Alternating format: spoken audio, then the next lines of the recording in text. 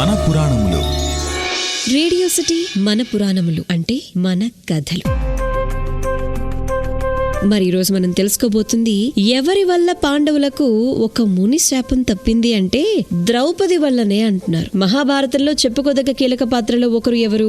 ద్రౌపది. ఈమె ద్రుపదుని కుమార్తె, ఇంద్రుని భార్య సచీదేవి పాక్షిక అవతారంగా ద్రౌపదిని చెబుతూ ఉంటారు. సంతానం కోసమని చెప్పి ద్రుపదుడు నిర్వహించిన యజ్ఞం నుంచి దృష్టద్యుమ్నుడు ద్రౌపది జన్మించడం జరిగింది. ద్రుపదుడు తన కుమార్తెను అర్జునునికే ఇచ్చి వివాహం చెయ్యాలి అని చెప్పి నిశ్చయించుకున్నారు. అందుకు స్వయంవరం ఏర్పాటు చేసి మత్స్య యంత్రాన్ని ఛేదించినటువంటి వారికి ద్రౌపదినిచ్చే వివాహం చేస్తాను అని చెప్పి ప్రకటించడం జరుగుతుంది. అర్జునుడు కర్ణుడు మాత్రమే దీన్ని సాధించగలరు అని చెప్పి ద్రుపదుడికి తెలుసు. ఇక స్వయంవరానికి వచ్చినటువంటి కర్ణుడిని ద్రౌపది తెలివిగా పోటీ నుంచి తప్పిస్తుంది. క్షత్రియుల కంటే తక్కువ వర్ణం వారిని తాను భర్తగా అంగీకరించబోను అని చెప్పి తన సోదరుడి ద్వారా తెలియజేస్తుంది.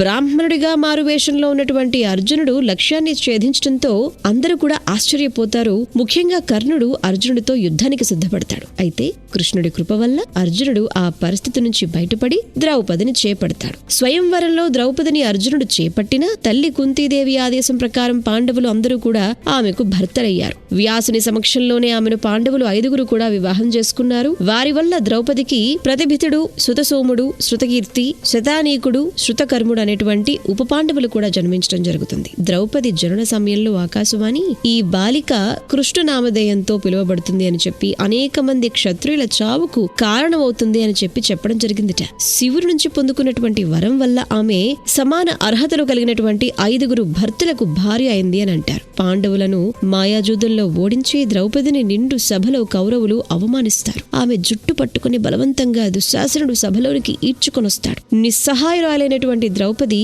శ్రీకృష్ణుణ్ణి శరణు వేడుకుంటుంది.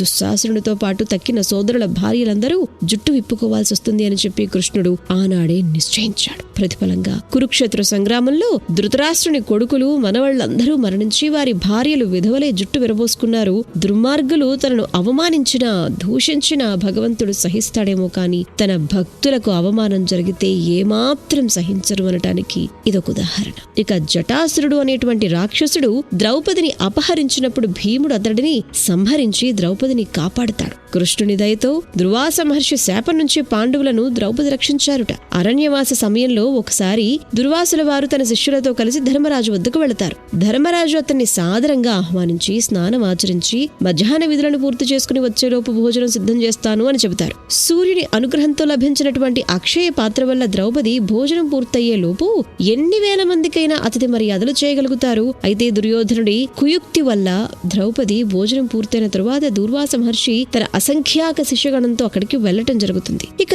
దిక్కుతోచని స్థితిలో ఉన్నటువంటి తమను ఉపద్రవం నుంచి రక్షించమని చెప్పి, తప్పించమని చెప్పి ద్రౌపది కృష్ణుని వేడుకుంటుంది, ప్రార్థిస్తుంది. సర్వాంతర్యామి అనేటువంటి భగవంతుడు తన మాయతో అక్షయ పాత్ర ద్వారా ఆహారం సిద్ధం చేసేలా చేస్తారు. విరాటరాజు కొలువులో పాండవులు అజ్ఞాతవాసం చేస్తున్నప్పుడు ద్రౌపది సౌందర్యానికి ఆకర్షితుడైనటువంటి కీచకుడు ఆమె పొందును వాంఛిస్తాడు. కాని పథకం ప్రకారం భీముడు అతన్ని చంపి ద్రౌపదిని రక్షిస్తారు. అశ్వత్థాముడు తన 5 పుత్రులను సంహరించినప్పుడు మితిమీరిన దుఃఖంతో శోకించింది. ఇక ద్రౌపదికి సంబంధించినటువంటి ఒక కథనం ప్రకారం ద్రౌపది కాశీరాజు కూతురుగా జన్మించిందిట.